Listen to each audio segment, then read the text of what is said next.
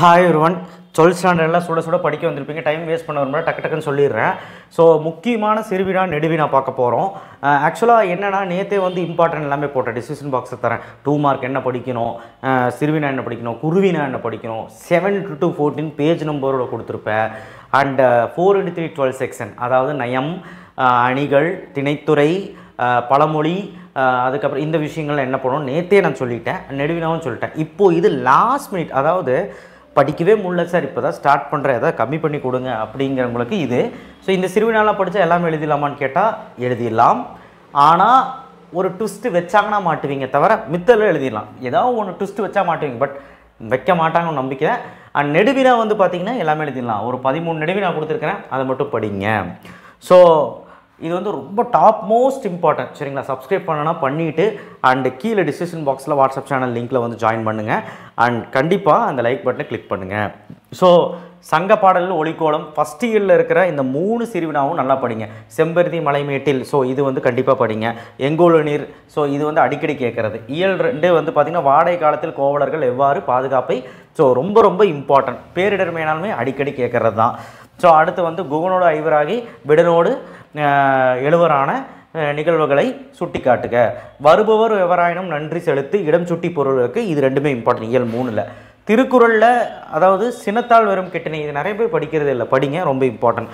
இயல் 4ல் நீங்கள் ஆசிரியரானால் மாணாக்கரை அன்பினால் எவ்வகையில் நெறிப்படுத்துவீர்கள், மனநில் எழுதியது முதல் தற்காலம் வரை எழுதும் முறையில், ஸோ இது வந்து ரொம்ப இம்பார்ட்டன்ட். இயல் 5 சென்னையின் பண்பாட்டு அடையாளங்களில் இன்றும் நிலைத்து இருப்பனவை குறிப்பிடுக.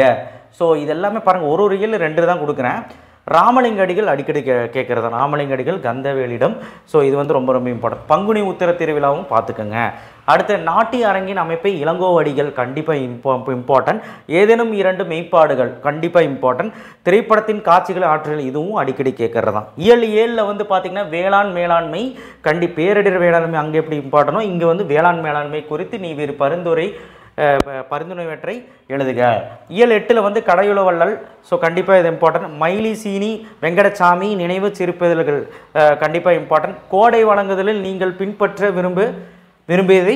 விரும்பியவற்றை எழுதுக. ஸோ கண்டிப்பாக வந்து பார்த்திங்கன்னா கொடை வழங்குதலில், சரிங்க, கோடையில், ஓகேவா? இப்போ இயல் 8, ஓகேவா? 8 இயல்லையும் சொல்லிட்டேன். நெடுவினா இப்போ பார்த்துடலாம். நெடுவினா வந்து பார்த்திங்கன்னா எப்படி கொடுத்துருப்பேன்னா ஃபஸ்ட்டே சொல்லிடுறேன். துணைப்பாடனா உரிமை தாகம், மகாநடிகர், அதுக்கப்புறம் வந்து பார்த்திங்கன்னா பாரதியின் கடிதம், அதுக்கப்புறம் லாஸ்ட் இயலில் 1 கோடைமலைன்னு நினைக்கிறேன். ஸோ இந்த கொஸ்டின்ஸ் எல்லாம் நீங்கள் படிச்சிங்க அப்படின்னா கண்டிப்பாக வந்து பார்த்திங்கன்னா ஒரு துணைப்பாடம் கண்டிப்பாக எழுதிடலாம்.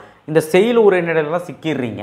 ஸோ அதுலேயும் நான் கொஸ்டின்ஸ் கொடுத்துருக்கேன் பாருங்கள். கவிதையின் நடையின் கட்டமைப்பு அழகியல், ஸோ இது ரொம்ப இம்பார்ட்டன்ட். பாரதியின் கடிதம் கண்டிப்பாக இது படித்து தான் ஆகணும். நெகிழி தவிர்த்த ஓனாக எழுதலாம், கண்டிப்பாக நிறைய எழுதுகிற மாதிரி இருக்கும். ஸோ குடும்பம் இன்னும் சிறிய, இது நிறைய பேர் படிக்கிறது ரொம்ப ரொம்ப இம்பார்ட்டன்ட். குடும்பம், உரிமை தாகம் ரொம்ப இம்பார்ட்டன்ட். செய்நன்றியறுதல், திருக்குறளில் 2 தான் நான் உங்களுக்கு சொல்கிறேன். செய்நன்றியறுதல் அடக்கமுடைமைன்னு நினைக்கிறேன், நான் பார்த்து சொல்கிறேன். கவிதை எழுதிய சுறாதா ரொம்ப ரொம்ப இம்பார்ட்டன்ட். சாலை விபத்தில் தமிழ்நாடு கண்டிப்பாக படிச்சுக்கோங்கப்பா. மகாநடிகர் கண்டிப்பாக துணைப்பாடம் இம்பார்ட்டன்ட். அறிவுடைமை, அடக்கமுடைமை இல்லை, அறிவுடைமை, செய்நன்றியதல் கண்டிப்பாக படிச்சுக்கோங்க. சங்ககால வரலாற்று அறிந்து கொள்ள, ஸோ இது ரொம்ப ரொம்ப இம்பார்ட்டன்ட். மயிலிலார் ஓர் ஆராய்ச்சி பேரறிஞர் என்னும், இது வந்து பார்த்திங்கன்னா இந்த லாஸ்ட் இயரில் ரொம்ப இம்பார்ட்டன்ட். எச்ஏ கிருட்டினார் கிறித்துவ கம்பரே என்பதை நூம் பாடப்பகுதி வழி நிறுவக, ஸோ இது வந்து கண்டிப்பாக இம்பார்ட்டன்ட். கோடை மழை கதை வாயிலாக விளக்கப்படும், இதுதான் சொன்னேன் துணைப்பாடம். ஸோ செயலில் வந்து கிருட்டினார் ரொம்ப இம்பார்ட்டன்ட்டுங்க.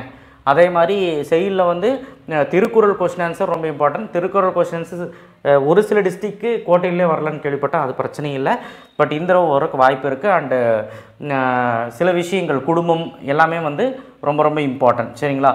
ஸோ இந்த ஒரு 13 கேள்விகள் படித்தால், 14 கேள்விகள் படித்தால் நாங்கள் 3 எழுதிடலாமான்னு கேட்டால் கண்டிப்பாக எழுதிடலாம், வாய்ப்புகள் அதிகமாக இருக்குங்க, சரிங்களா? Top most question. சரி, இப்போது இந்த எல்லாருமே மார்க் போகிறது எதுலன்னா 1 மார்க் புக் பேக் படிச்சிருவீங்க. புக்கின் வந்து ஒரு 4 ஒரு 3 வந்து புக்கின் தான் கேட்பாங்க. அதுக்கு நூல்வெளியும் நீங்கள் வந்து நுழையும் முன் அப்படின்னு சொல்லிட்டு ஒன்று இருக்கும், அது நீங்கள் வந்து புக்கில் ஒவ்வொரு லெசன் முன்னாடி இருக்கும், அது நீங்கள் படித்து தான் ஆகணும், அப்போ தான் நீங்கள் அதை ஸ்கோர் பண்ண முடியும். அண்ட் ப்ளஸ் 2 மார்க்கில்தான் மார்க் நீங்கள் விடுறீங்க. 2 மார்க்கில் ஒன்றுமே முடியலையா, நான் நேற்று பேஜ் நம்பரோடு கொடுத்துருக்க ஒரு 5 விஷயம் மட்டும் பாருங்கள். பேச்சு வழக்கு, எழுத்து வழக்கு, அதுக்கப்புறம் பிழை நீக்கி எழுதுக, வள்ளி நிமிட்டு எழுதுக, கலை சொல்லாக்கம் பாருங்கள். அதுக்கப்புறம் வந்து பார்த்திங்கன்னா சின்ன சின்ன விஷயங்கள், மரபு சொற்கள், நான்கு சொற்கள் ஒரே தொடரில் எழுதுறத பாருங்கள். ஸோ இந்த மாதிரி ஒரு சின்ன சின்ன விஷயம் ஒரு 5, 6ஆவது பாருங்கள். அட்லீஸ்ட் அது 7 கரெக்டாகலாம் 5ஆவது கரெக்டாக ட்ரை பண்ணுங்கள். பட் புணர்ச்சி பகுபத உறுப்பினம் படிச்சிங்கன்னா சேஃபர். பட் அட்லீஸ்ட் பகுபத உறுப்பினாவது போட ட்ரை பண்ணுங்கள். சரிங்களா?